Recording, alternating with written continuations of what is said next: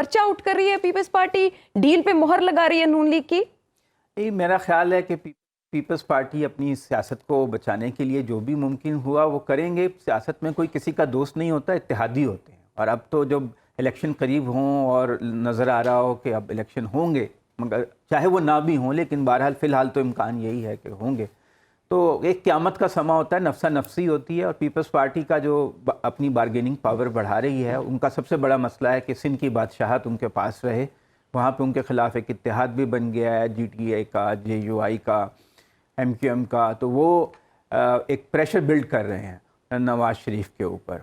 और इस बात का एक दरवाज़ा तो बहरहाल खुला रखा गया है कि नवाज़ शरीफ के ऊपर इतना प्रेशर रहे कि अगर किसी वक्त उनको बैलेंस करने के लिए आउट करना पड़े इस बात से कि ना इक़्तिदार अगर चेयरमैन PTI को नहीं मिलता, जो कि मकबूल बहुत ज़्यादा हैं, तो फिर नवाज़ शरीफ को भी ना मिले, किसी तीसरी तरफ जो है वो बात चली जाए। तो ये बैलेंसिंग एक्ट के लिए एक तो फजलुर रहमान ने फीलर छोड़ दिया है कि भाई इलेक्शन ना कराएं क्योंकि सर्दी का मौसम होगा और बड़ा मुश्किल होगा, यहाँ रियासत का बका का मसला है, आप इलेक्शन के चक्कर में पड़ गए। तो एक दरवाज़ा, एक खिड़की तो फजलुर रहमान साहब ने खोल दी।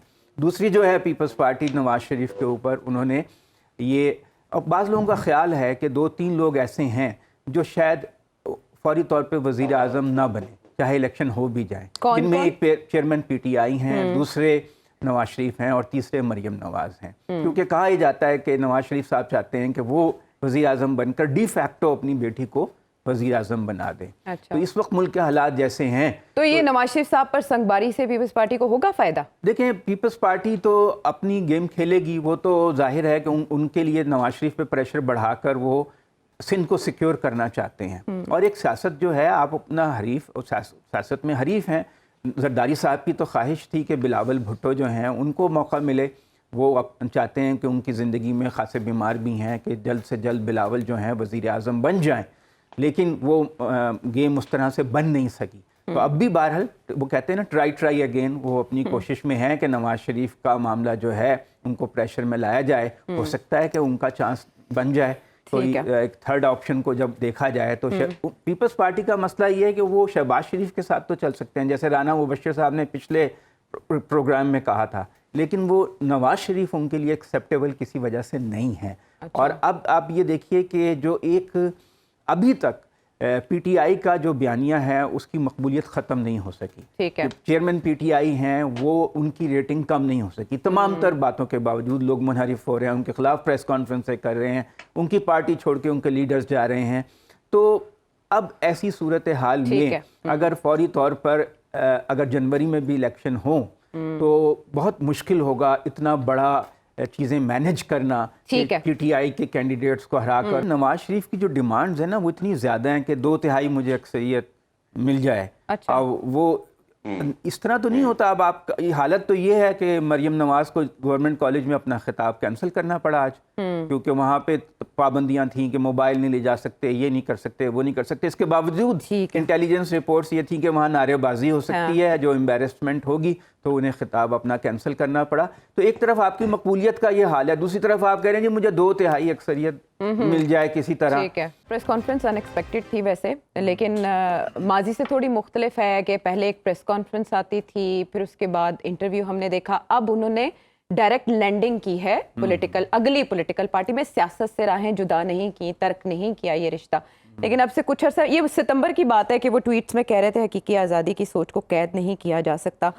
ये जोहरी तब्दीली कैसे रातों रात आई? बस वो जब अल्लाह किसी को हिदायत दे दे और जब किसी का ज़मीर जाग जाए तो वो फिर सीधे रास्ते पे आ ही जाता है। और आप ये देखें कि पैमरा ने पाबंदी लगाई हुई है जिन लोगों के नशर करने पे बयानात, उनमें वो भी शामिल हैं, लेकिन आज उनकी लाइव टेलीकास्ट भी हो गई और उन पे वो इश्तिहारी मुलजिम हैं और उन्होंने, पुलिस ने वहाँ जाके उन्हें पकड़ा भी नहीं। तो बहरहाल ये तो ऐसे छोटी अब अगली बारी जो है वो आप बता रहे थे। सुना है कि शेख रशीद साहब का भी कुछ रिकॉर्ड हो गया है। शेख साहब क्या कहेंगे? असल में जो 9 मई है ये काफ़ी मुश्किल साबित हुआ तहरीक इंसाफ के लिए। वो खुद से उन्होंने किया या वो ट्रैप हो गए किसी वजह से, जो भी था, लेकिन बहरहाल उनका क्लैश बराह रास्त रियासती इदारे से हो गया, सिक्योरिटी इदारे से हो गया। अब उसके नताइज तो उन्हें फेस करना पड़ेंगे और उसका एक नतीजा ये है کہ وہ ان کی ان کے جو لیڈرز ہیں ان کو معافیاں مانگ کر اور انہیں پارٹی کو چھوڑنا پڑ رہا ہے، اور وہ ان کی جان اسی طرح بخشی جا سکتی ہے، ورنہ ان کو بھی کیسز جو ہیں وہ ایسے فیس کرنے پڑیں گے جس میں عمر قید ہو سکتی ہے، سزائے موت ہو سکتی ہے۔ تو اس لیے سب لوگ اپنی جان تو بچانا چاہتے ہیں۔ اب یہ ہے کہ لوگوں کو دقت ہو رہی ہے، باری باری یہ کنفیشنز کرتے ہیں، تو ایک دفعہ ہی آ کے کر لیں تاکہ معاملہ جو ہے وہ آر پار ہو جائے۔ بہرحال جو تحریک انصاف ہے اس کی تنظیم تو ٹوٹ گئی، اور جو اس کی سیکنڈ رینک لیڈرشپ تھی وہ بہت حد تک بکھر چکی ہے۔ اب کو یا چیئرمین تحریک، آج ویسے ان کا نام جو ہے نا وہ بار بار لے رہے تھے اور ٹی وی پہ نشر ہو رہا تھا، تو اس لیے میں نے بھی لے لیا، ورنہ چیئرمین پی ٹی آئی ہم کہتے ہیں۔ نہیں، اتنی رعایت ہو چکی، اب آپ نام لے سکتے ہیں آنکھیں بند کر کے۔ جی، تو اب وہ پارٹی کو پری 2011 کے لیول پر جا کر دوبارہ سے انہیں آرگنائز کرنا پڑے گا اگر انہیں موقع مل گیا اور انہیں عمر قید کی سزا نہ ہوئی۔ ویسے اعتزاز احسن کا تو یہ کہنا ہے کہ انہیں سزا دینے کا پورا تہیہ ہو چکا ہے، اور کل پھر فرد نواز جرم شریف کے آنے سے پہلے ان کو سزا ہو جائے گی۔ فرد جرم کل عائد ہو جائے گی؟ جی، تو اعتزاز احسن کی پریڈکشن تو یہی ہے کہ وہ ان کو نواز شریف کے آنے سے پہلے جو ہے وہ ان کو سزا ہو جائے گی عمر قید کی۔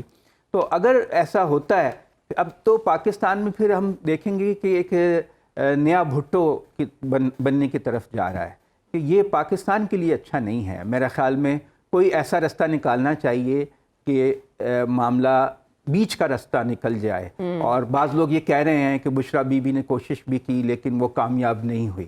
اب نواز شریف بہت پریکٹیکل ہیں، وہ ملک سے باہر چلے جاتے ہیں تو معاملات ان کے سیٹل ہو جاتے ہیں 2-3-4 سال میں، 10-8 سال میں۔